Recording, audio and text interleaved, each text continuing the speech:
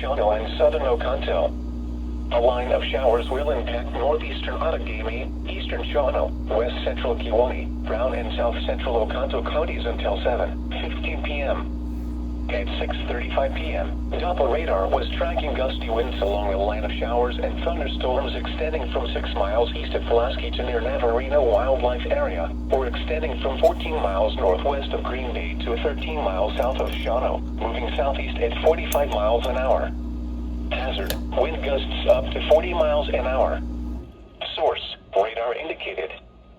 Impact, gusty winds could knock down tree limbs and blow around unsecured objects. The shower will be near Pulaski around 6:40 p.m. Longtail Point Light around 6:45 p.m. Bellevue Town around 7 p.m. Other locations impacted by this shower include Swamico, Quinnish, Flintville, Anson, Pittsfield, Rose Lawn, Nichols, Briarton, South Chase, and Hoffa Park. Monitor the weather situation closely and be alert for threatening weather conditions.